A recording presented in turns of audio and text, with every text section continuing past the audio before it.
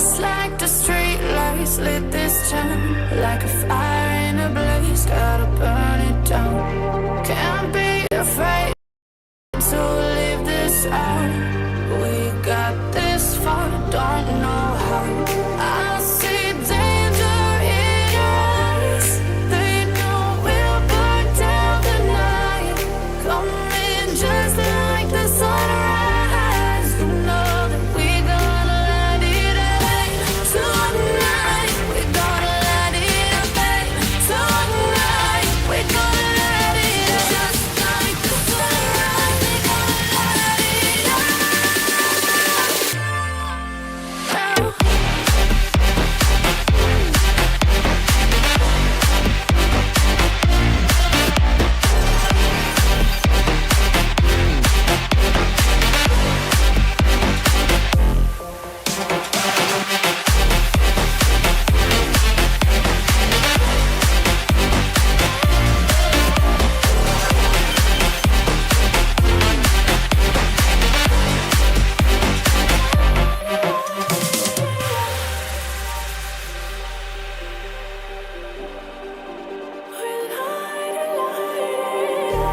Just like a spark that's breaking out.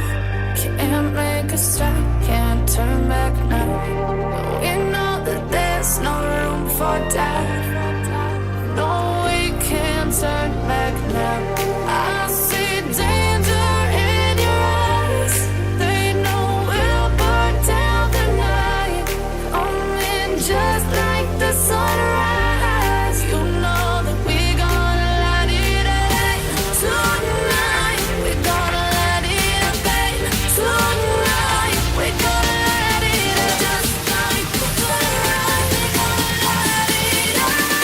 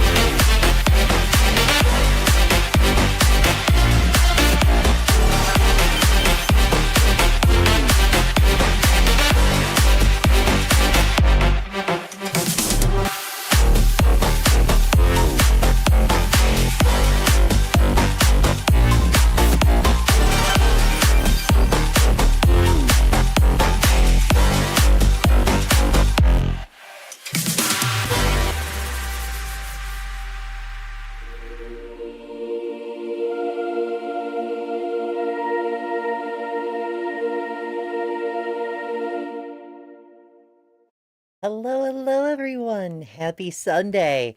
Today, we're doing conspiracy theories, which seems like the perfect lead-in for Bad Science Sunday. I know. And I love that. That's half of what we do here, honestly, is conspiracy theories, because all the nonsense ultimately boils down to conspiracy theories. And we see that with a lot of carryover between semi-religious pseudoscience and other more bizarre claims. And as always, we're not going to get to every video I've lined up. I have way too much content prepared for us, but not to worry. We will get to the other videos on another day. It's just another reason for us to have a show and come together and have fun with the nonsense that's out there, and maybe do a little light education on the side. Thank you all so much for coming. I see a bunch of familiar faces in the side today. Left-handed Jedi, thank you so much. I look great. According to certain Jedis. You know. Just, yeah. It's still, thank you. Yes, Bree was telling me on Transpositions this past Thursday that I don't flaunt my looks enough. She was referring to a specific part of my anatomy, but that's easier said than done. But I thought since we're gonna be demolishing some conspiracies, I should get dressed for blood. So yeah, but thank you, Jedi. I appreciate that. Miranda, you are correct. There's such an unbelievable amount of nonsense, no one can ever cover it all. It's Brandolini's law, right? You know, it takes a second to spew bullshit, and it takes 10 times as long to refute it. It just, oh, it's rough. It's rough. Yes. Yes, Dr. Dan, we're starting with Stephen Meyer. And it should be it should be fun. It should be fun. But before we switch over, I just want to special thanks to PC for putting all the links and the assorted things. We do have a Patreon. I appreciate that very much. Oh shit, I accidentally opened my Patreon. I'm clicking on the links too hard. Too hard. But yeah, they're up there. Of course, the fundraiser to help me not die. If you want to support what I do on the channel, Patreon, YouTube membership, super chats, that helps a lot. This is my job now because I got run out of my actual job. It helps, but this helps me not die. I appreciate that very, very much. Patty, I worked up a thing. If y'all are still here at the end, we're gonna do the whole song from the intro. Hopefully, I threw it together very, very quick, but yeah, we're gonna try to put that on so Patty can enjoy and can dance. And I encourage everybody else to dance along because chair dancing is one of the best things ever. You don't even have to use a chair. It's totally up to you. All right, we have a lot to do, so I'm gonna switch us over to our mode here, and let's get started. Meyer. I direct the Center for Science and Culture at Discovery Institute. I'm a philosopher of science and a geophysicist by training. This is a class about the theory of intelligent design. Now remember, this is a theory, a class about the theory of intelligent design. Place your bets on how long it'll take him to get around to actually talking about intelligent design. It will parallel the content of two books I've written on the subject, Darwin's Doubt and Signature in the Cell. Buy my DVDs. In the class, I'll describe the scientific basis for the theory of intelligent design.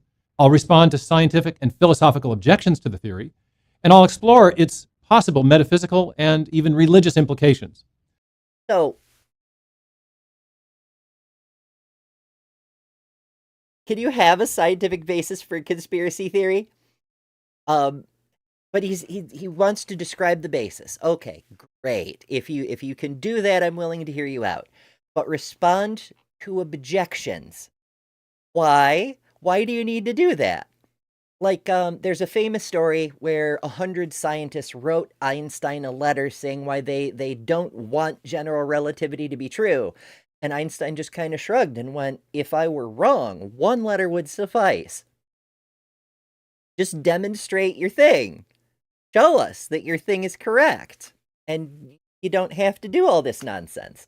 And then we'll explore the possible metaphysical and religious implications. Oh, I am sure, because as you no doubt are all well aware, the Discovery Institute, which Steve Meyer runs, exists specifically to promote a theocracy in the United States. That's their main goal. The intelligent design is just the snake oil they're trying to sell to get a foothold to do that. It's not going well, but they keep trying. You may have heard about the idea of intelligent design as the result of some controversy about it in the media. I was part of one of those controversies a little while back. Yes, controversy is one way to put it. 2004, I submitted an article to the Proceedings of the Biological Society of Washington. That's the oldest peer-reviewed biology journal in America. It's published out of the Smithsonian's Museum of Natural History. Partially true. It's published with support from the Smithsonian, but details. The editor there, Richard Sternberg, sent the article out for peer review. The article was advocating the theory of intelligent design as the best explanation for the information required to build new animals in a period in the history of life called the Cambrian explosion. Sort of. But the important part is, as he said, his article advocated for a position rather than presenting findings or analyzing data or, research that you might find in a research journal. He was preaching in a research journal, or trying to. Also, there is some controversy. That person who was in charge of the editing and sending it out for peer review, first of all, he counted himself as one of the peer reviewers. Second of all, he met with Stephen Meyer several years before, told him he was a big fan and they'd have to work out something to get one of Meyer's papers into the journal. And Meyer's paper was basically a carbon copy of a previous speech that Meyer had given. It was already written. He just, boop, here you go. But most importantly, that editor is a member of creationist societies and whatever the hell they do for the equivalent of churches. I'm probably churches. I don't know. But it's a whole thing. Anyway, the article came back with recommendations to publish contingent upon certain revisions. I made those revisions, and the article was published in August of 2004. It was quiet for about a week, and then after that, the lid blew off at the Smithsonian. Letters poured in, emails questioning the editorial judgment and demanding censure of the editor. They took away the editor, Richard Sternberg's office, his Smithsonian colleagues did. They took. Not exactly. He was pressured. First of all, that particular job, because it's an internship, it's volunteer, right? You don't get paid for it. He didn't get fired. He left the post. He stepped back from being... It's not important. Away his keys and his access to scientific samples. He was also transferred away from a friendly supervisor and given an office near the museum directors where they could keep an eye on him. Soon there was an emergency meeting of the society that oversaw the publication of the journal. The president of the society told Sternberg not to come to the meeting, even though he was the editor of the journal. The president told him that he couldn't guarantee Sternberg's personal safety, that tempers were running so high. There's no way to corroborate any of that. That appears to just be somebody said a thing. We're being persecuted for trying to tell the truth. Eventually, a senator had to intervene to save his job at the National Institutes of Health, where Sternberg had a joint appointment. Apparently, people from the Smithsonian had pressured the NIH to fire Sternberg. Eventually, he was demoted, and he left the museum when it became apparent that he really couldn't. Evicted and threatened with termination. My friends, I could tell you stories about what being evicted is like. I could tell you stories about what being forced out of your job is like. But that's not what we're here for. We're supposedly here to be learning about the scientific basis for the theory of intelligent design. And instead, Stephen is going on at great length bitching about a persecution complex. What are we doing? Get any science done there anymore. Now, the irony of all this, according to the Wall Street Journal, which covered the story, was that Sternberg wasn't even the heretic. The heretic, they said, was that guy Meyer out there in Seattle, referring to me, the author. Now, right. Because it's true. Your PhD is in philosophy of science, and your training is in geology. So why do you have an opinion about biological evolution? Again, what are we doing here? in addition to the Wall Street Journal's coverage, the story was covered in the Washington Post, on NPR, and in most of the science press. It was hugely controversial, and it was one of the first controversies about the theory of intelligent design that made it into the press. Unfortunately, this isn't an isolated... And that's kind of the goal, right? Because they know that shit is never going to fly with serious peer-reviewed journals. But stirring up controversy raises awareness, and then you can do the whole, oh, I've been canceled thing and make a career out of that. But it also brings a lot of attention to the nonsense you're trying to peddle, which is going to fool some of the people. So even though it was doomed from the start, it was kind of a brilliant marketing strategy to generate support for the nonsense. And it kind of worked. isolated case. I've had other colleagues who have experienced censure or abridgment of their academic freedom because of their advocacy for the theory of intelligent design. Here's a more recent story that illustrates the same point. It's the story of Gunter Beckley, a leading German paleontologist with scores of peer-reviewed publications in paleontology. He's had species named after him because of his discoveries in the fossil record. Anyway, about 2009, Beckley began to read some books about the theory of intelligent design. He did that. The theory. Yes, Gunter has come up several times. Again, this isn't describing the scientific basis for the theory. This is describing the persecution complex. But whatever.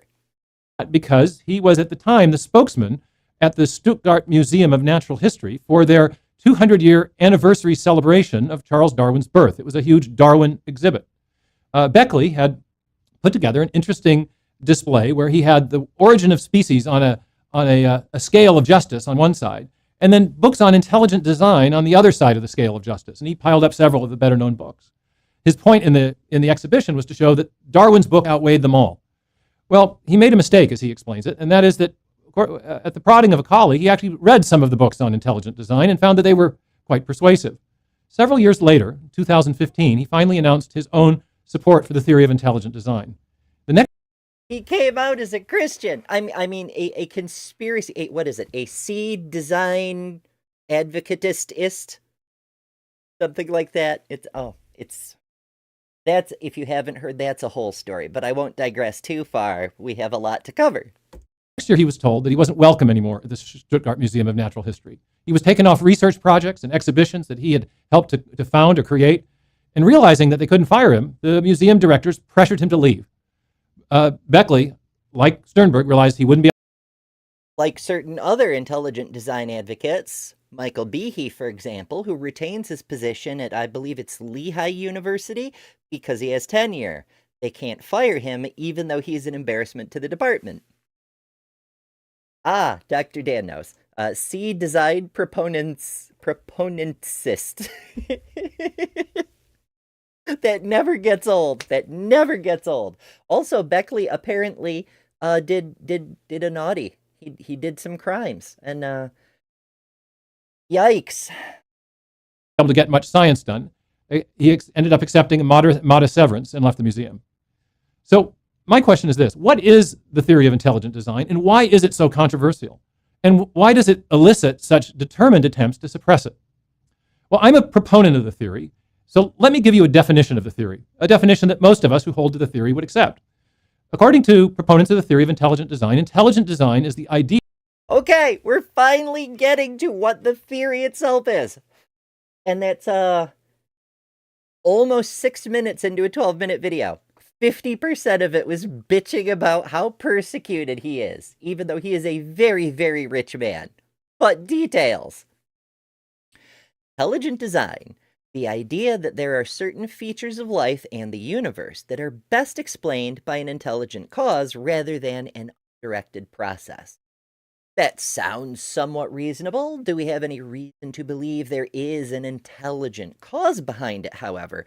And more importantly, how do we go about demonstrating that's the case? And therein is the rub. That there are certain features of life and the universe that are best explained by an intelligent cause rather than an undirected process, such as. What do we mean by best explained? Because evolution gives a pretty comprehensive explanation of many of the things, and is making pretty good headway on the few things that remain unexplained. Whereas proposing shrug magic, I wouldn't consider to be the best explanation, especially in scientific terms.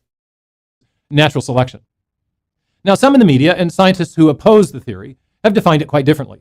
For example, in 2005, there was a controversial court trial in Dover, Pennsylvania, and many. There was indeed. He's just bringing up all the hits. Look at all the times we've lost. This shows how right we are. In the national media covered this trial, and according to people in the national media, intelligent design is a faith-based theory, and secondly, a new attempt to smuggle creationism into the public schools.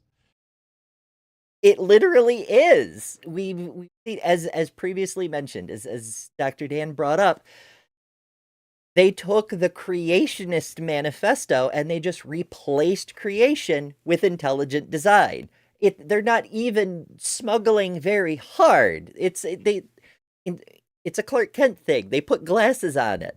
They took a secret agent and just glued on a fake mustache. And they said, oh, no, this is a different person. You wouldn't know him. He goes to another school. In fact, there was a Time magazine cover story that described intelligent design as a faith-based idea. Now, I'll show in this class that intelligent design is based on developments in science. And therefore, it's not a faith-based theory. It may have faith-affirming. No. We call it faith-based because it's top-down reasoning. You're starting with the presumption that God created everything, and you're trying to find evidence to confirm that presupposition, rather than take the whole of the evidence and see where that leads you, which is one of the reasons it's anti-science. It's not just not science, it is anti-science. What details? Implications, but it's based on scientific discoveries. Discoveries like the digital code that's stored in the DNA molecule. Discoveries of the miniature machines and circuits that have been found in cells. So they like to say code. We've talked about that many times before. TLDR, not a code. The letters are representative of long chemical names that we chose using our languages to represent complicated molecules. It's not a code. It's just shorthand.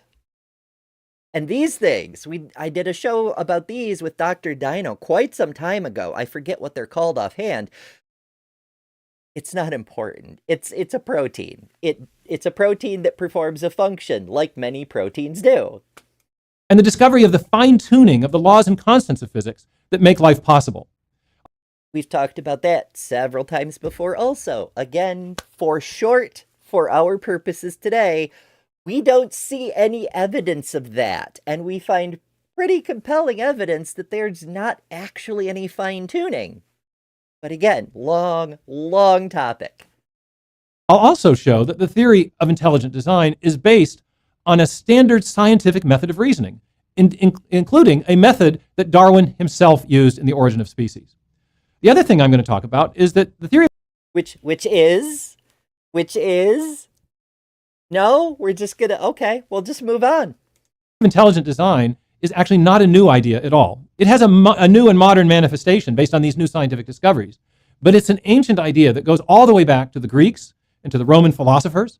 It was also a foundational idea during the scientific revolution in the 16th and 17th century in particular. In fact, the idea of intelligent design, many historians of science will tell us, actually made science possible, because the early scientists assumed that the universe had been designed by a rational intelligence, and because of that, they believed that nature was intelligible to other rational intelligences such as ourselves. If nature had been designed by an intelligent mind, we should expect to find evidence of law-like regularities and discernible designs in nature, and therefore people like us ought to be able to study nature and learn from it profitably. Not really. That's sort of a chicken and egg sort of situation, which in a chicken and egg situation, the answer is actually something else before the chicken laid eggs and evolved into a chicken, but whatever.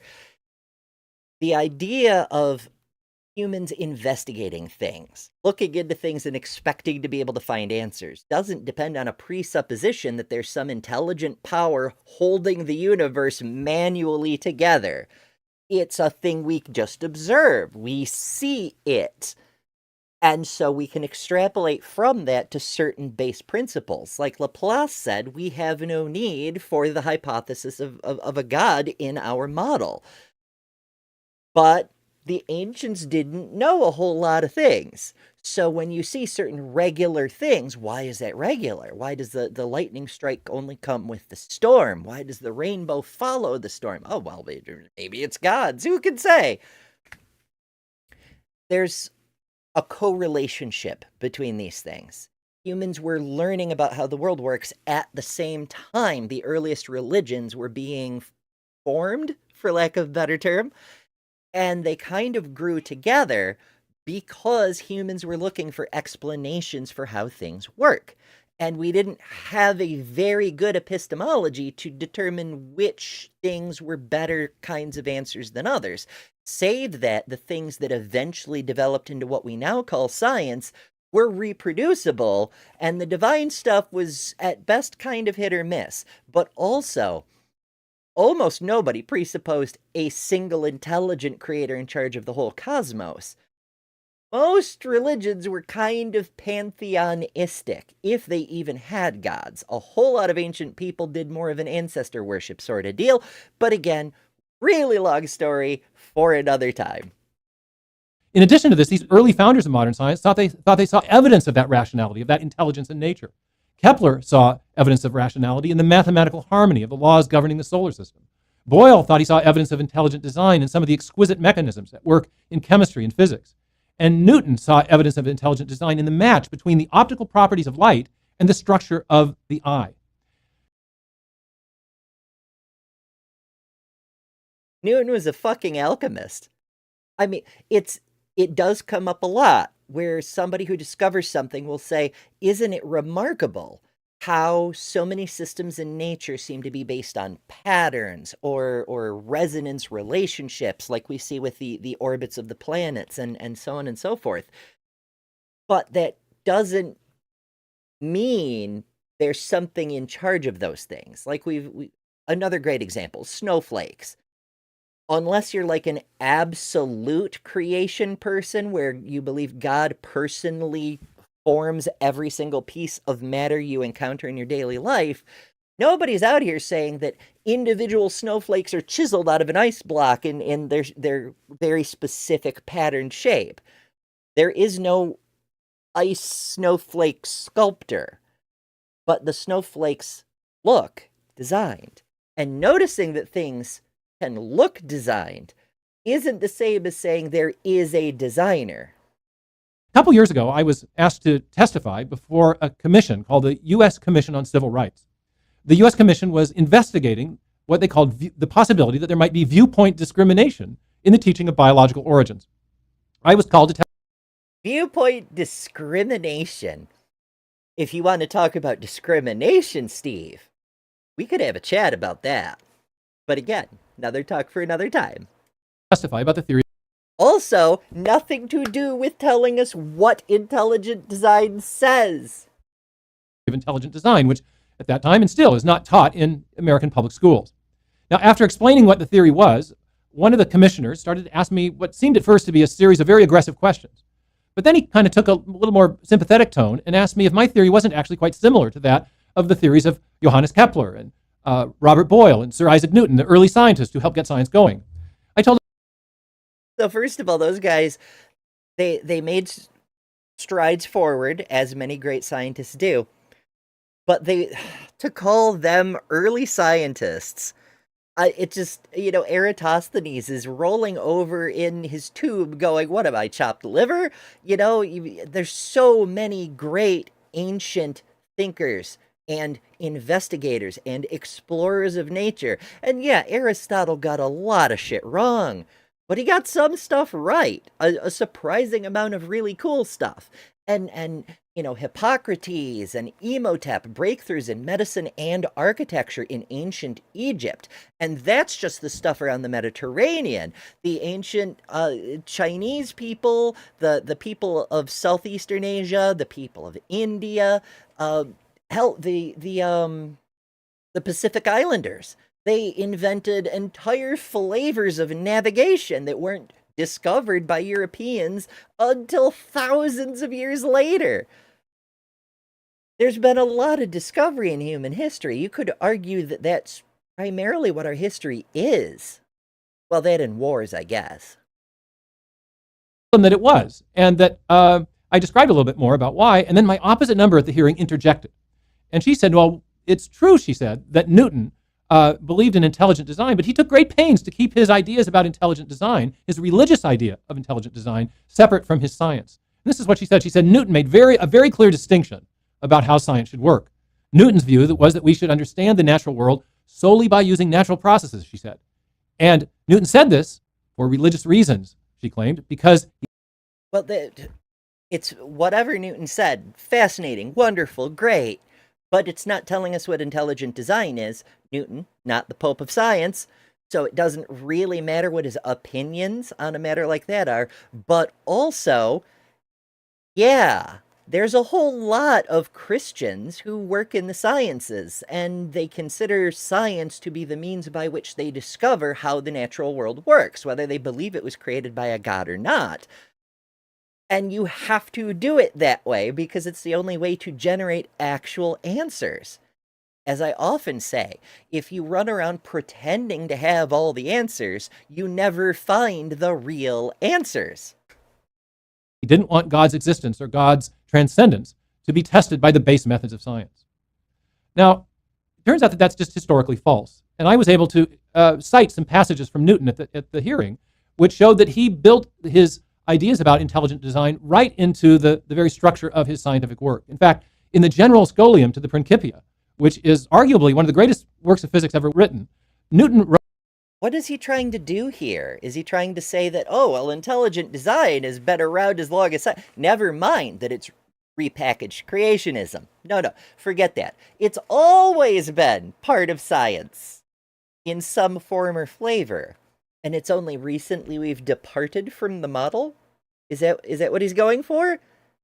Because, again, 12-minute video, and he still hasn't gotten into objective 1, really. You know, telling us the scientific basis for the idea of intelligent design.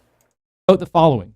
He was talking about the fine-tuning of the positioning of the planets in the solar system. And this is what he said. He said, though these bodies may indeed continue in their orbits by the mere laws of gravity, yet they could by no means have first derived the regular position of the orbits themselves from those laws. Thus, this most beautiful.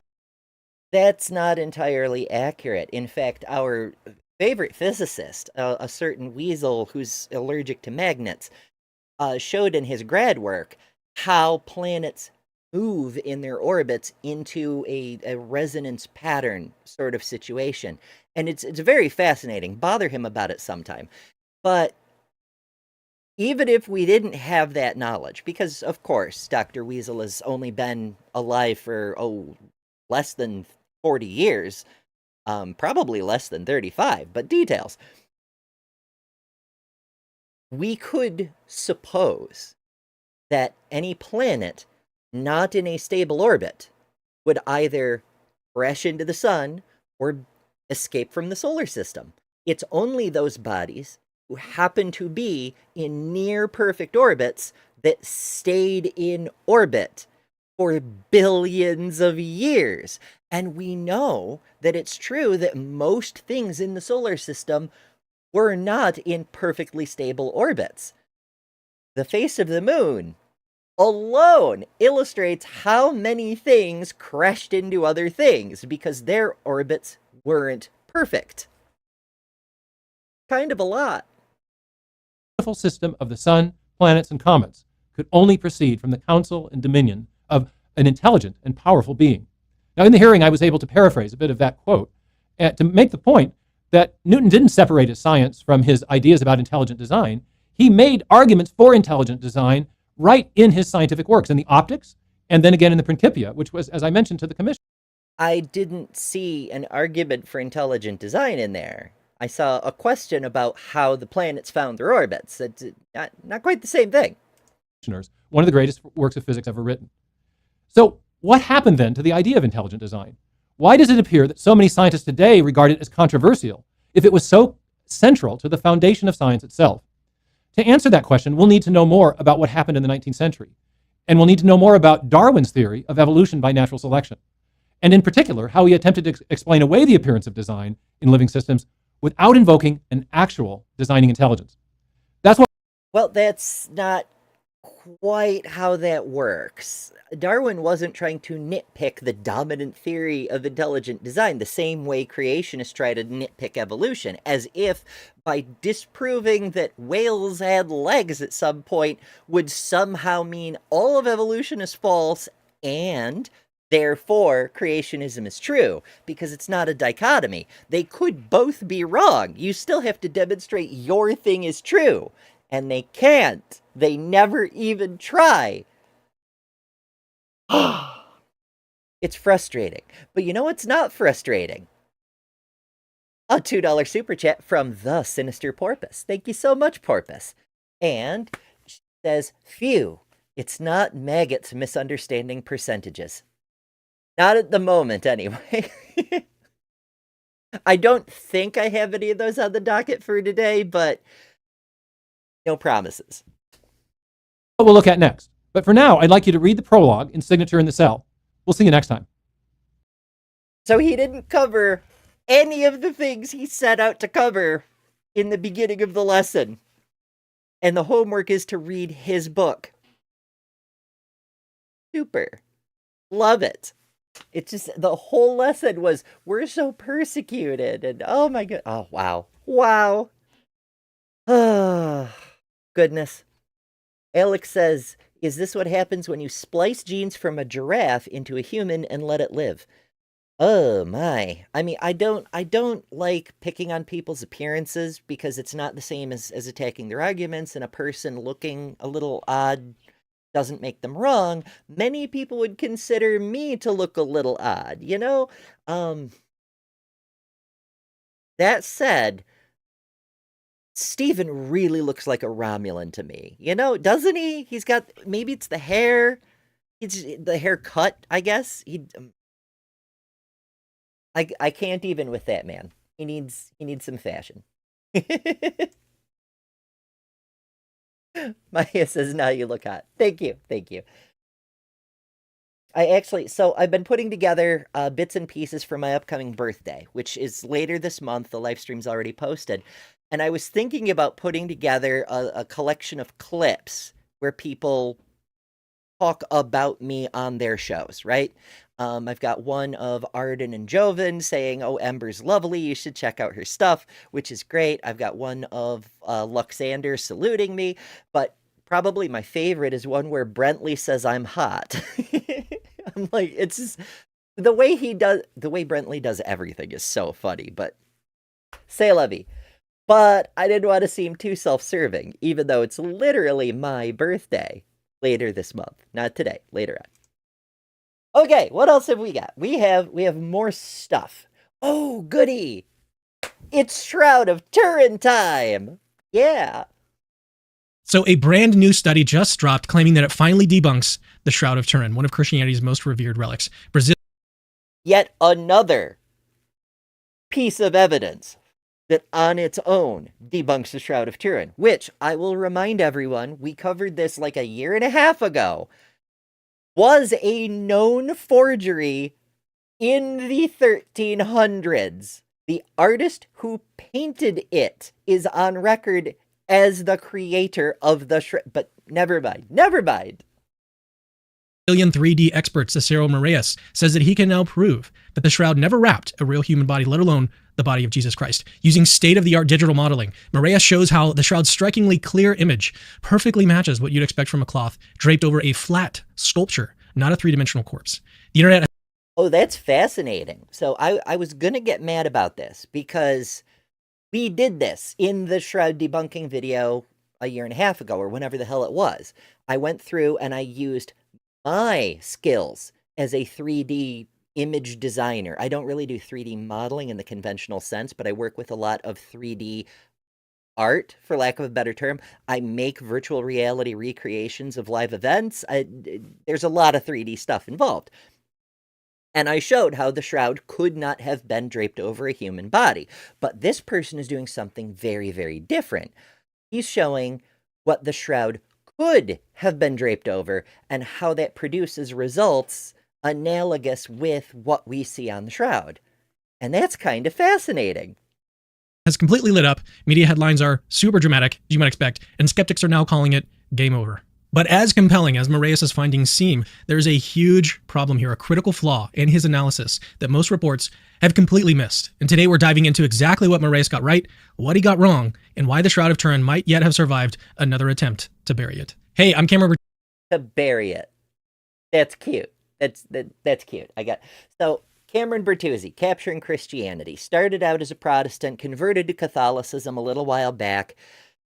I don't cover him a whole lot, partly because the stuff he dives into is very hair-splitty. It's very battle within the faith over made up things that no one outside of Christianity even cares about, because we're much more interested in whether Christianity is even true, not, how long Jesus wore his hair or any of that nonsense. But also, one of my earliest videos when I first started the channel years ago was Cameron talking about things that theist debate bros could do better. And it was stuff about social interaction, being a bully, won't win any converts, that sort of thing. And I agreed with a lot of those points. And so I've mostly left Cam alone because for all his pluses and minuses, he's one of the very, very few apologists I've ever come across who actually calls out his own team for bad behavior. And in a way, that's pretty commendable. However, today he's stepping out of his wheelhouse and he's setting foot in conspiracy land. Why is this a conspiracy? It's not a huge world-ending conspiracy theory like Flat Earth or Young Earth, or even a high-grade conspiracy theory like moon landing denial, which we have a video for later on if we get that far. It's a conspiracy because believers in the Shroud see this mountain of evidence that the damn thing is fake, and they go, no, everyone is lying. It has to be true, and it's a conspiracy. Only our guys, only our fellow believers have the secret knowledge. And the reason the conspiracy exists is because the Shroud proves Jesus was real and therefore Christianity is true. And that's the key. They really, really want Christianity to be true. It's an argument from consequence. And even though the Shroud's authenticity doesn't mean a damn thing with regards to whether Jesus actually Jesused, having the Shroud lets them Mud and Bailey the thing. They don't ever have to intellectually engage with whether there's a reason to believe in Jesus, because they can hold up this physical object and say, the question is settled. And they can redirect all the fighting onto the Shroud and never fight over the thing they actually believe. So it's their outer barrier to keep anyone from engaging with their deeper ideas. Tuesday, and welcome to Capturing Christianity, where we expose the intellectual side of Christian belief. If you're new here, hit subscribe. For certain values of intellectual. But I do agree with Cam on this one. If you're new here, do subscribe. We just got the channel past 2K. I'm so fucking delighted. We're growing. We're growing again. And it's been so long. I'm so happy about it because I enjoy the hell out of this community and I enjoy doing this. And if you enjoy this, do subscribe. Join us. If you're watching in the future, ring the bell so you get notifications so you can join us in the live chat in the future. And my chat box moved. And that's annoying. Why did you move chat box? Why are you like this? Let me see if I can fix that. Probably not. I don't know. It's being rude.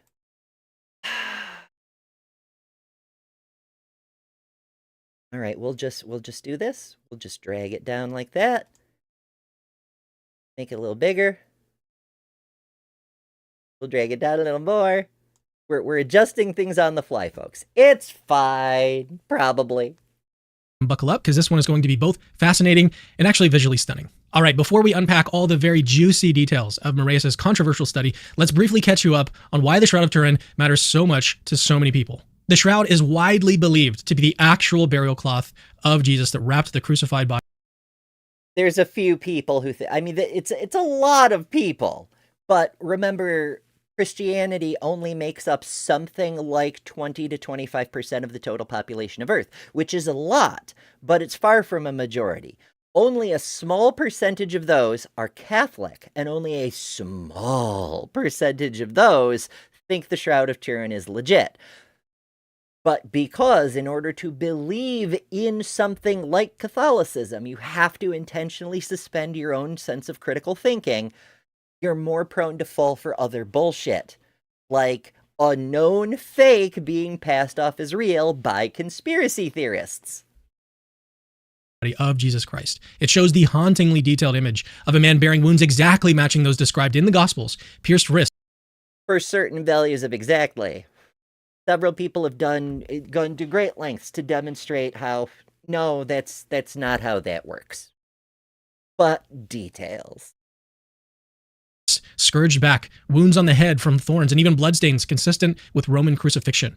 For decades, researchers have been fascinated. It's also worth noting that the shroud itself does not meet the description given in the Gospels, right? Like, the Gospels don't agree on a lot of things, which itself is a bit of a problem. But John, for example, talks about a headcloth and strips of linen, not a single cloth covering the whole body. So if you're going to cite the Gospels as consistency with the Gospels when it comes to the injuries, the fact the cloth itself does not match the Gospels means that if the cloth is the genuine article, then the Gospels are wrong, and you have a pretty big problem there. Or, since it doesn't match the Gospels, maybe it's fake. But you have to pick, Cam. It cannot be both. By this relic. It's not the Christians, it's not just Christians who are intrigued by this. Even skeptics admit that the shroud is unlike anything we've ever seen in history. Its image Well, that's not strictly speaking accurate either. isn't painted. There's no pigment, no dye, no ink. The image itself penetrates only the... Well, there is pigment, there is dye, there is ink.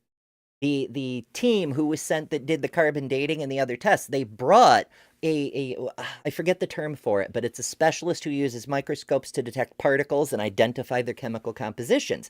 He found paint. So they fired him from the team so they could say, oh, we didn't find any paint. outermost surface fibers. It's incredibly superficial, thinner than a human hair. And perhaps most intriguingly, it actually encodes three-dimensional information, something completely unique in historical art. That's not true at all. Every painting contains three-dimensional information. Every sculpture is three-dimensional information. And this is far from the only example of this sort of thing being done in this style. It's just the most famous because it's Jesus. Artifacts. In other words, it's not just an image, it's a kind of mysterious 3D photographic negative that no one has ever convincingly replicated, even with today's robust scientific technology. Well, that's not entirely true either. It's... Here's one example. This came to national attention in 2008, 2009-ish, and it's clearly not the same as the Shroud, but it's pretty damn similar, and it's done in a style with technology and processes available in the 1300s when the thing was made. But this one's obviously fake. No one would ever confuse this for the real thing, you know, like this one. Except this is also a fake. Because there are dozens and dozens of them. Because we've replicated them so easily, so many times. But details. Recently, an X-ray scattering analysis from 2022 independently dated the Shroud's Record scratch. This X-ray thing, this has been coming up a lot. Particularly with regards to the Shroud business. So, X-ray scattering is, forgive me if I get the terminology wrong because I'm speaking outside my field here. It's a form of crystallography. You use it on crystals to determine the composition of the impurities based on the spaces between the atoms. That's the general shape of things, right? You can use it to determine age in certain circumstances with certain materials, but it's not designed for use on cloth. It's for crystals, which is a problem. And also, there's a number of other issues dealing with this particular study, such as the fact that the people who went into it had a presupposition in mind, and they deliberately adjusted their findings until it matched the conclusion they had pre-selected before they even started. Also, they had a financial interest in reaching that specific conclusion. And the list goes on and on and on with the problems, from motive to methodology. It's a bullshit study. But Cam doesn't know that, because Cam doesn't question things like that. If an piece of information appears to confirm what he wishes were true, He just decides it's true. He just accepts it uncritically, which is not a great way to find the truth of things. Fabric back to around 2,000 years ago, placing it squarely in the time of Christ. Now, if you're interested, I covered this new evidence a few months back. You can click on it right here. This analysis got a lot of people thinking, is the shroud finally being vindicated by modern science? Along comes Moraeus and his... No, because again, it's been a known fraud from the very beginning. groundbreaking or maybe faith-shaking 3D study. But here's the twist. As convincing as his findings initially seem... Would it shake your faith? Because, even I have said, every time this has come up, if you accept the shroud as fake, that doesn't mean you have to reject Jesus. I think you should for many, many reasons, but you don't have to based on the shroud being fake. It just means that one specific... I mean, for fuck's sake, the Catholic Church has Jesus's foreskin. 6 different churches claim to have Jesus's foreskin. There's a lot of fake relics. None of it has any impact on the truth of the story. Once you dig just a little bit deeper, you'll realize that there's something very big that he's missing. We're going to cover that shortly. Don't go anywhere because we are about to analyze Moraeus' study step by step, explore what he got right, and expose what he missed. Real quick, if you're enjoying this content and want to see more videos just like this one, consider joining us over at Patreon, creating videos that dive deep into the... Oh, fine, I'll do the thing too. patreon.com/betterthanember, or go to my website, betterthanember.com. There's links to all the different ways to support Patreon, where you can, help support the channel with much less of it going to YouTube, but also you get early ad-free access to every video, every pre-recorded video. Obviously, I can't give early access to the lives. Bunch of behind-the-scenes stuff when it's available, different things like that. Same deal with YouTube memberships, though. Early and ad-free access, other perks, like the emojis in the chat that you've been seeing, that sort of stuff. But if you don't want to do ongoing support, there's other options. There's ways to do direct contributions through Venmo, Cash App, things like that. But you don't even have to send me money to help support the show. I appreciate it. I like being able to pay my rent and occasionally have food. But you don't have to send me money to support what we're doing here. You can like this stream. You can watch more videos. You can share videos. And leave a comment after the fact. There's a bunch of different things you can do to help. And I appreciate all of it. It's this community that helps this channel continue to function. I appreciate it very much. But it's also here for you. Okay. Miranda sends a super chat. It's too big for my little box. Well, I have not had that happen before, but I appreciate it nonetheless. The original in chat says, wait, are you saying refusing to look for things? It's very small on my screen, folks. My apologies. Wait, are you saying refusing to look for things you don't want to find, using tests that don't work on the material, and deciding on the answer in advance isn't good science? Say it ain't so! I know, right? Who would have thought? It's wild. I appreciate that very much, Miranda. That's it. It does my goodness, it helps. As I've mentioned before in the stream, this is my job now. Every little bit helps, and I do like being able to pay my rent and eat now and then. Goodness. Okay, that's enough plugging. On we go. Evidence for Christianity takes a ton of time, resources, and late-night research binges. By supporting Capturing Christianity on Patreon, you're directly helping us produce more in-depth analysis, interviews with experts, and detailed responses to objections just like this one. If you see value in... If you give Cam money, he does more stuff like this. I mean, I guess some people enjoy it. He does have, a much bigger channel than mine.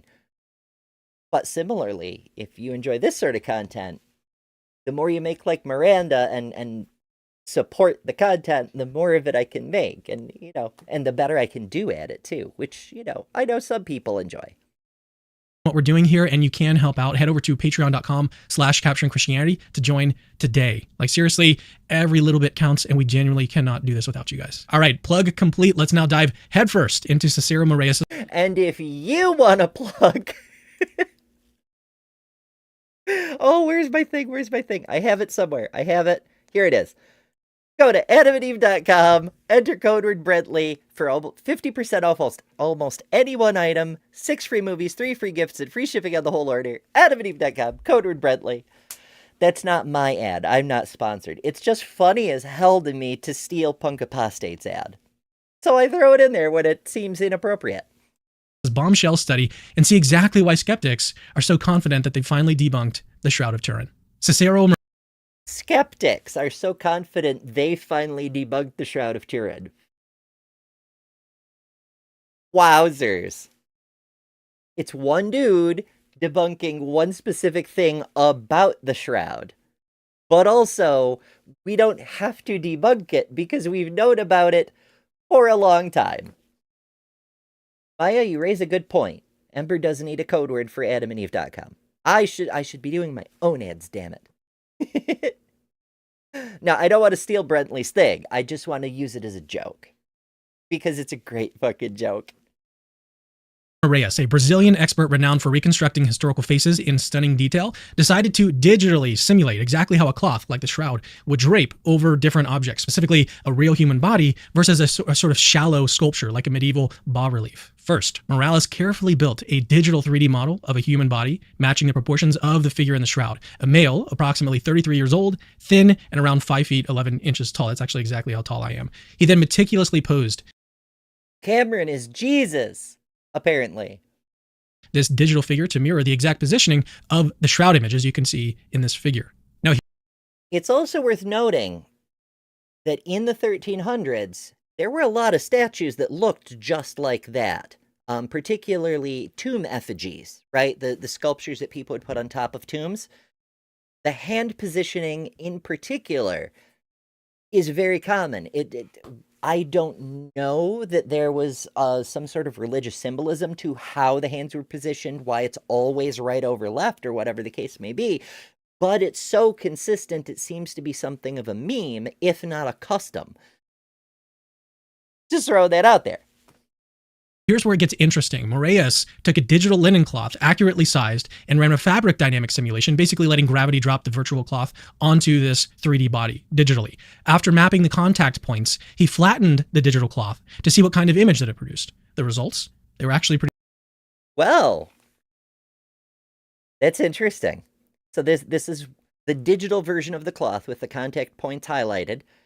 And when you flatten it out after hanging it over a body, it looks all stretched out, you know, like we showed that it would in the video we did years ago, or at least a year ago. I forget exactly when it was. It was a while back. I still had a beard then. It was a great beard, but it didn't suit me. Never mind. Point is, we explained then that when you wrap a physical cloth around a physical head and then flatten it back out, you're going to end up with expanded features. You know, it's the panorama effect inverted. Like you're going to end up with the ears next to the cheeks because it's flattened, right? And we don't see that. So the shroud, as presented, is a painting rather than something draped over an actual something. Body, statue, model, whatever the case may be.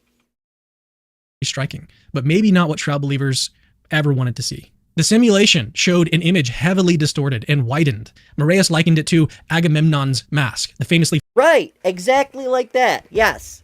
Because it's a 3D thing flattened into 2D, and whenever you do that, just like we have to constantly explain to the flat earthers, you're going to get distortions.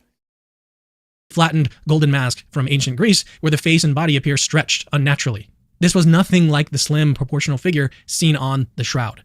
Then Moraes tried a different approach, a shallow sort of bas-relief sculpture, simulating how medieval artists often worked. He repeated the same fabric simulation, and the result was astonishingly different. The imprint was clear, detailed, and precisely proportional, as you can see in this image. When overlaid onto actual images of the shroud... I don't know as I'd say it was precisely proportional, but this is interesting, overlaying what he produced onto the image from the shroud. And we see on the left what happens if you drape the cloth over a body and it looks nothing like the shroud. But when you do it with the tomb effigy style. It's pretty dang close. Interesting. Now, of course, this isn't conclusive evidence of anything, but it shows that he made a prediction that these tomb effigy style carvings fit what we see a lot better than an actual body. And then he did an experiment and demonstrated, behold, it fits a lot better to what was produced on the shroud. It doesn't explain how the shroud was made or what it was painted with or where it came from. Another point worth mentioning is the shroud material itself is an anachronism. It depends on a machine, a loom that did not exist in the 1st century to produce that cloth. But details. He made a prediction and then he demonstrated that this is a more likely thing. It doesn't mean it is the thing. It means that his hypothesis has weight. Now we would want to do more tests to verify it, to reproduce it, to hone the model of what could have been used. Assuming anyone cares, because it's obviously an art piece, and we could just say, hey, it's a cool art piece. That would be fine too. Moraes found a near-perfect match. He concluded, the pattern corresponds more to a low-relief origin than to the volumetry of a real human body. According to Moraes, this means the shroud is almost certainly the product of medieval craftsmanship, created by applying pigment or heat to the raised surfaces of a shallow sculpture. He even pointed out how common bas-relief funerary art was during the medieval period, particularly Right! Like this, I don't know if this is a tomb effigy. Like, it could be on top of a tomb, it might not be, I don't know. But yeah, like this it's so common. There's a whole bunch of this that survives into the modern day. This is the kind of thing that inspired George Lucas to do the Han Solo and Kryptonite thing. Because it's pretty freaking cool, TBH. around the time the shroud actually first surfaced historically. His conclusion was very clear and very blunt. The remote possibility of the shroud being a print from a 3-dimensional human body still remains. So in other words, Moraes thinks it's almost virtually impossible for the shroud to be genuine. So is this truly the knockout blow that skeptics claim that it is? Before shroud believers throw in the towel, there's an enormous problem that Throw in the towel. Moraes' research didn't address. Something so crucial, it might completely change how we interpret his results. Before we get to that fatal flaw, let's actually quickly cover what his critics are saying about this new research. Okay, almost immediately after Moraes' study dropped, scholars pointed out several key oversights. Russ Brolt, a shroud lecturer and researcher, flatly said this, quote, "The work of Cicero Moraes offers no new information that we didn't already know before." And he's actually Kind of, yeah. Because again, he showed a year and a half ago, we'll just go with that for ease of reference, that it's not a 3D image from a physical body. We showed in several different ways it's not. This artist is showing one thing that it could be that's a better fit, but we already knew that it's not from being wrapped around a physical form. And also, we already knew it was fake in several different ways. So yeah, he didn't add new information in that context. Although he did propose an alternative explanation that leads in some interesting and compelling directions. Right about this. Okay, shroud experts have known for decades that a simple cloth-to-body contact couldn't produce the image that we see on the shroud. Moraes himself even acknowledged that he didn't address the microscopic or chemical characteristics of the image. He focused strictly on geometry and distortion. So, right, because that was the thing he was looking into. Why would he address unrelated things? He didn't address the shape of the Earth. He didn't show the Earth isn't flat. So what good is this study? here's why this matters. Okay, studies from the Shroud of Turin Research Project, or STURP, back in 1978, already demonstrated conclusively that there's no pigment, dye, or scorch marks causing the image. The image itself. They, like I mentioned earlier, they had a micrologist. That's probably the wrong term. Person who uses microscopes to study chemicals in particle form, who found paint. And they fired him so that they could say, we didn't find paint, therefore it's not paint. Same thing with the blood. Oh, it's definitely human blood. We tested it. It came up as type AB negative. If I test my coffee, it's going to come up as type AB negative. because the way the blood test works is by detecting the proteins. Or O negative, one of those. I get that confused from time to time. But things that don't have a blood type come up that way when you try to blood type them. If you try to blood type paint, you will get the same blood type they found. That doesn't mean it's blood. It means they did not find the proteins that the test tests for.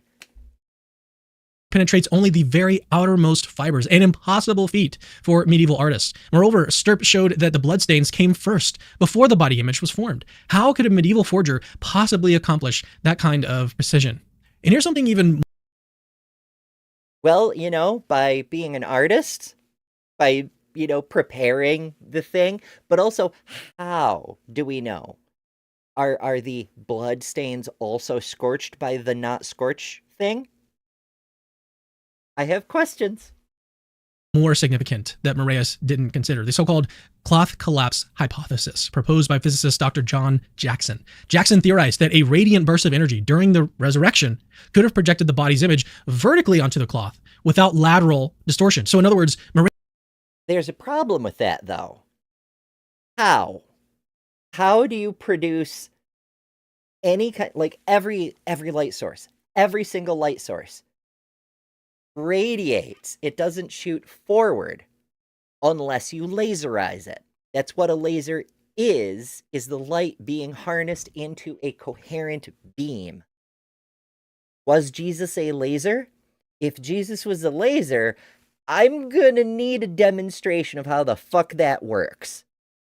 I mean, I need a demonstration of how he produced light in the first place, but that's a whole other kettle of wax. If you're going to go the extra mile, I mean, if you're going to presuppose magic and say there's a resurrection, why not that there's a laser effect as well? Why not? Just throw it in there for good measure. But short of that, I need to know, maybe it was, but maybe it was also sorcery.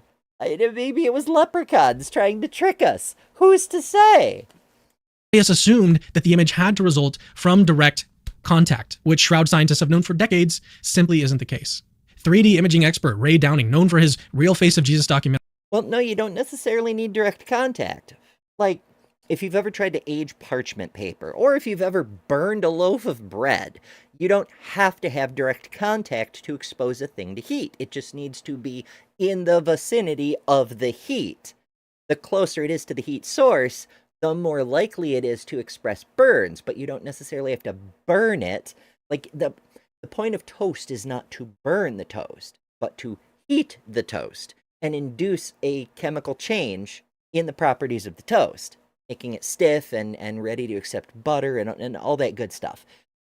You can burn it if you get too close to the heating elements, but that's not what you're going for. Same thing here. You don't have to burn the shroud by physical contact with the heat source. You just need varying degrees of proximity, from touching to some distance. Summarized it bluntly. Moraeus used off-the-shelf 3D software to state the obvious and grab headlines, without addressing the deeper mysteries like the perfect encoding of subtle 3D data, no residual materials on the cloth. The perfect encoding of 3D data. Uh-huh. Or how parts of the image formed without even touching the body. Having heard now from the critics, let's... Right, how did the image form without touching the body? How does toast cook without touching the heating elements? Come on. Now turn to the critical flaw in Moraeus' research. As compelling as Moraeus' visuals might seem, his research overlooks one of the most puzzling and famous features of the shroud, the digital negative phenomenon. Let's slow down for a second because, well, what exactly do we mean by digital negative? Well, it looks, forgive me for coming off as a creationist here, it looks like a maple leaf, but a negative in photographic terms is literally analog. What do you mean a digital negative? When you snap a photo on an old school film camera, what you first see is a negative image, something like this. Notice how the lights and darks are actually... Also, that's not universally true. Some cameras do produce negatives on their film, others produce a positive image, depending on the camera and the chemical process used to capture the photons. But I do digress. reversed. Light areas look dark, dark areas look bright. Now, when you reverse these tones or invert these tones, the result is a positive image that your eye recognizes immediately. In 1898, the photographer Secondo Pia took the first ever photograph of the shroud, expecting a sort of ordinary relic photo, but when he actually looked at the negative plate, he was stunned. Staring back at him wasn't this vague silhouette that he anticipated, but a very clear, lifelike portrait. Absolutely. It's a negative. It's the thing, but negative. Why does the blood show up as white on a negative? Is it because it's the darkest spot on the cloth? Maybe? So in negative, it would be the bright. No, it's because his blood was holy. That's what. Get the fuck out of here. Amazingly, the negative of the shroud became the positive portrait of the mysterious man that it depicted. It's like the shroud itself was already some kind of photographic negative. No one knows how. Something absolutely unheard of in the Middle Ages and extremely difficult to reproduce. You know when Jesus shows up on toast? How it's like the face of Jesus and not like the stretched out head of Jesus? It's because heat was exposed to the toast.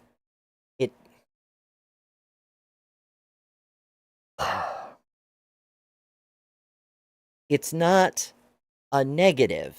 You know what? Fuck it. Produce even today. But it gets even stranger. The shroud image doesn't just have like inverted tones, it actually encodes 3D distance information. When researchers digitally map the brightness of the shroud image onto height values, a clear three-dimensional representation of a human body emerges, like the iconic 3D rendering that you see here. Right, and we looked at this in the shroud video we did a year and a half ago, and this shows, first of all, the depths aren't right to produce a real human face. Even on this version, where the distances are escalated to try to create the sort of image they're hoping for, it's not right. This is a very squared off, chiseled looking face. But also, in the context of what's being proposed by this 3D modeler of a low relief, flat effigy, there it is! What do you mean, Can? You're bringing up past evidence that confirms the current hypothesis. This means that the intensity of the shroud's image directly correlates to the distance between cloth and body, producing depth even in areas where the cloth never physically touched the body. And that's something no simple contact imprint or print-based forgery could ever achieve. Now, No, a contact-based imprint could not achieve a thing where there's no contact. But again, how do you cook your toast with the toast not being in direct contact with the heating elements? You don't have to make direct contact. What do you mean? My goodness. Yes, Deviant points out, as we mentioned earlier, that when the shroud first appeared in the 1300s and was presented to the... Well, it wasn't presented directly to the Vatican. There's a bit of a trail to it, but that's neither here nor there. They didn't... Specifically, they didn't deem it a fake. What happened was the bishop of the area of France where the shroud was found spoke with the artist who created it, because the artist came to the bishop and confessed and said, hey, I made this artwork and now people are saying it's a holy relic. I don't want to be burned for heresy or blasphemy or whatever charge that winds up being. And so he showed the bishop how he did it, and then the bishop wrote a letter to Rome saying, hey, just so you're aware, there's this thing running around in my area. It is fake. The artist showed me how it was done, you know? And we still have that letter. It's in a museum in France. It physically exists, and you can go look at it yourself if you want to. But the Pope at the time issued a statement about it saying the Vatican takes no position. If people want to believe, then they're welcome to. As they do with so many things. Meanwhile, Jester, Lord of Fools, sends a $5 super chat. Thank you so much, Jester. And says, I strongly advise against effing anything to do with Cameron. No reason exactly, just a health and safety PSA. And that's, that's wise words. You can't be too careful around people who keep playing with, like, dead people cloths. And it's probably not sanitary. Let's circle back to Moraes' study. Okay, his method reduces the shroud's image down to a sort of binary scenario. Either the cloth touched the body or it didn't. Like again at his simulation images, okay? See how every point on his model is either red for contact or blue for no contact. This binary approach can't even begin to account for grayscale intensity variations. The very thing Right, a binary on-off model doesn't include grayscale intermediate points. Yes. needed to produce the negative in its associated 3D effect. In other words, Moraes' study focuses entirely on geometric fit, how the cloth sort of drapes over an object, but it completely sidesteps the crucial question of how the image actually formed with its photographic characteristics. So here's That's not what it was studying, though. It completely sidesteps the issue of whether we've ever been to the moon, because that's not what it was studying, though. the bottom line. All right, Moraes may have convincingly argued that a full body contact scenario doesn't fit the shroud. Fine. That idea was largely discarded decades ago. No one thinks that. He claims that a low relief bas relief fits better geometrically, but fitting an outline isn't remotely the same as reproducing the photographic negative effect. Because Moraes Right, but he wasn't trying to reproduce it. He was trying to show that this type of form fits better. And he did. He did the thing he was trying to do, not the thing you wish he had done. Moraes' method ignores the most remarkable feature of the shroud. It leaves the central mystery completely untouched. And that oversight is not minor. It's absolutely fatal. No study can truly claim to debunk the If you don't answer all the questions, then the answers you do generate to the questions you're specifically answering don't count. If you can't tell me how old Jesus was if you can't tell me where he was born and what his mother's maiden name was and what his Roman social security number was, then it doesn't matter if you can identify his blood type. If you can't answer all the questions, then none of your answers count. But also, you should believe this book because it says you should believe it. Double standards. Love it. But it's not just a double standard. It's maximum double standards. It's absolute certainty for everything else and suspending disbelief for the claim they like. Shroud of Turin without even attempting to explain its defining characteristics. Okay, Moraes' model, compelling visuals aside, never had a chance to pass that crucial test. But hey, what do you guys actually think? Because that's not what he was testing, even remotely. Oh my goodness. Oh, I gotta stretch this hat again, folks. It's feeling a little tight. My hair has more volume than it used to, and so it's pushing on my forehead. Say lovey. But that's all Cameron has to say on that. We have a little over 10 minutes until it's time for everyone's favorite Bad Science Sunday over at Maya Adkisson's channel. Do remember, this stream will automatically transfer you over if you're on a device where that sort of thing happens. So, no rush. It's all good. By request, we're playing the entire theme song for the outro, which is a little under 3 minutes. So we're going to wrap before Maya starts for a change. So you get to see all of Maya's show, including whatever clip she may or may not play in the beginning, which is, kind of cool too. But that means we have something like 7 minutes. We're not going to get through a whole other video in that time. But I don't want to sit here idle either. So I'm going to find... Oh man, I had so much research about this one thing. There is a quick... Okay, here we go. Near-death experiences. This should be fairly quick. By the way, Christ is the only religious figure. If you study there's a big, huge archive of near-death experiences with several thousand of them, and you can actually research them. It's called the near-death experience data bank, and you can actually go there and look at things. But anyway, though. Okay, keep that in mind. He's referencing a specific data bank with a few thousand entries sent in by people in his group, predominantly.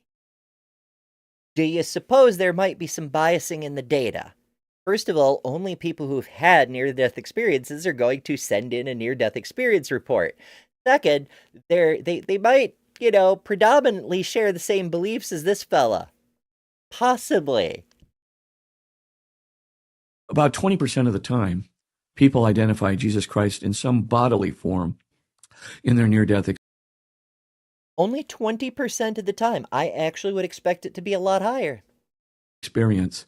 They don't, less than 1% of the time, every other religious figure. Wow. So it's like Muhammad or Vishnu or whatever, Buddha. So but Weird how people see the religious figure they either believe in or are afraid of or suspect is true or whatever the case may be. Now, if a Christian saw Vishnu, that would be interesting. Now, the reason I picked this also isn't a super high-grade conspiracy theory. It's another one that Gary Habermas subscribes to because he believes absolutely everything, apparently. But it doesn't have any significant impact on nearly anything, except a few evangelists point to it and say, if not Jesus, then how explain NDEs? But the reason I care about this is because I myself have had a near-death experience. And the experience I experienced is like nothing I have ever heard anyone else describe. I haven't told what I've said because I'm waiting to see if someone tells me something that matches my experience. I don't want to put it out there and have someone parrot back to me what I just said. I'm keeping myself as a control group.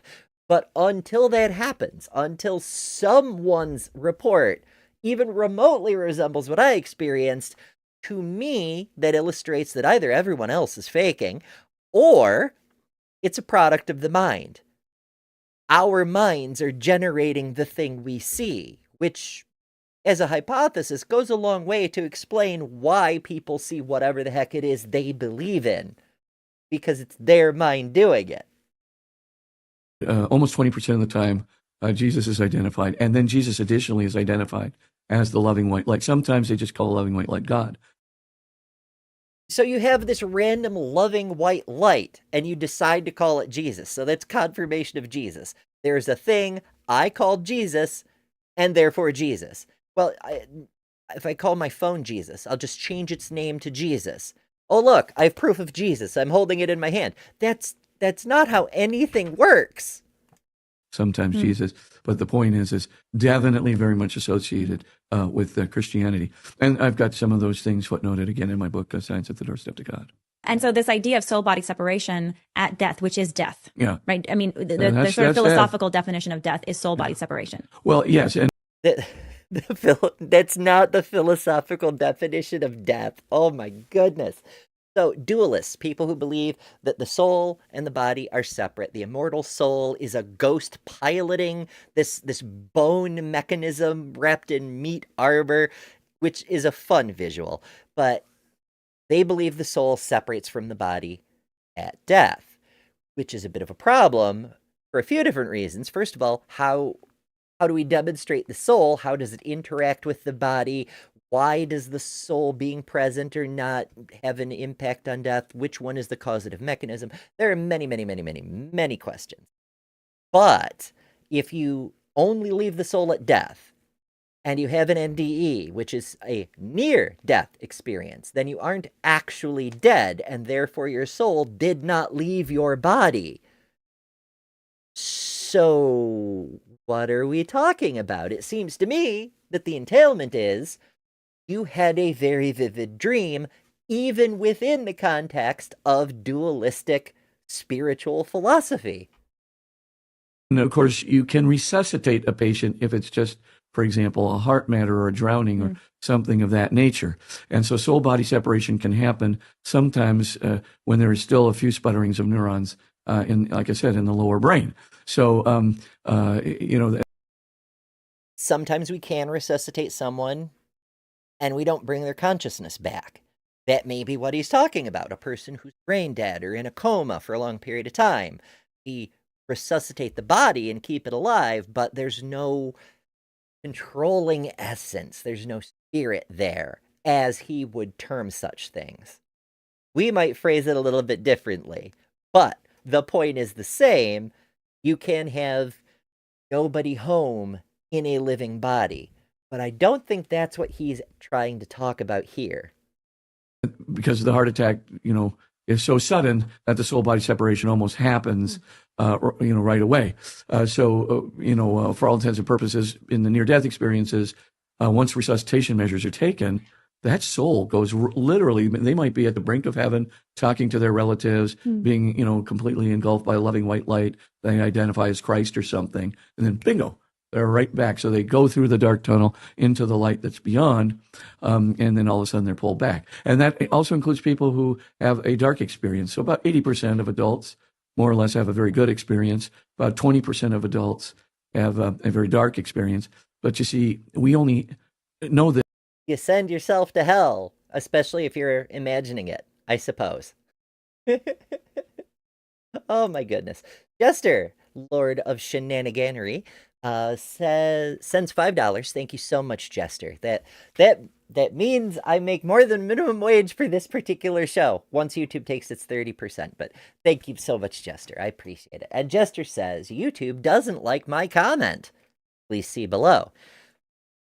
The comment section has been getting a little bit more auto-censory. There's more keywords than ever that it'll just voop and you won't, you'll see your comment, but nobody else will. And that's kind of a dick move. But yeah, I feel your pain. Is from 20% of the adults, because only 20% of adults who have undergo clinical death have a near-death experience. Now, the rate is much higher in children. If children undergo clinical death, I think it's like 60% of them. If you undergo clinical death, you're dead. Unless he means like your heart stops, because you could be clinically dead without being dead.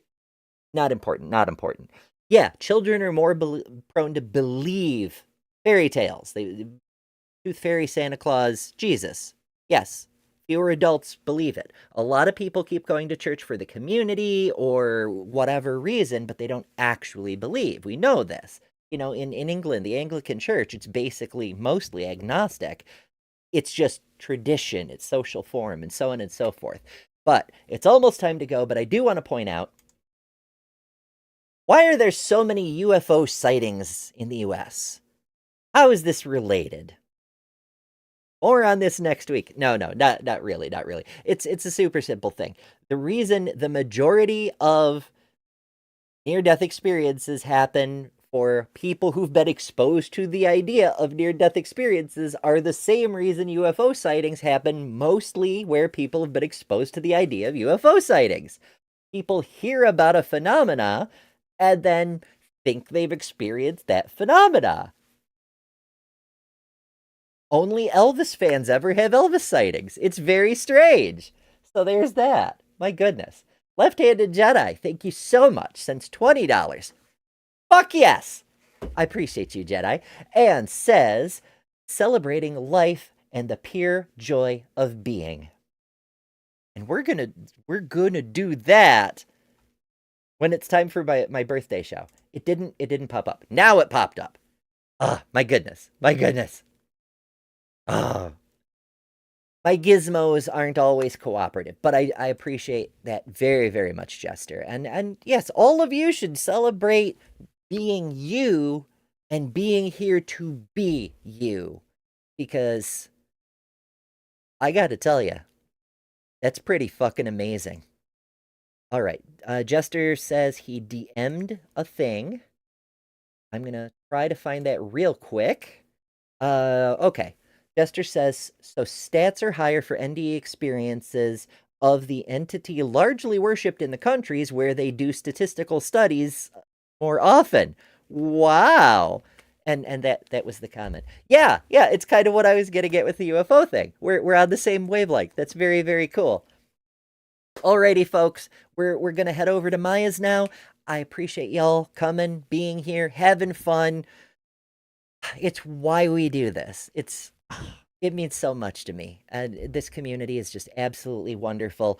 And as always, remember, you don't have to buy into whatever conspiracy theory someone is trying to sell you, because you are better than religion. Good night.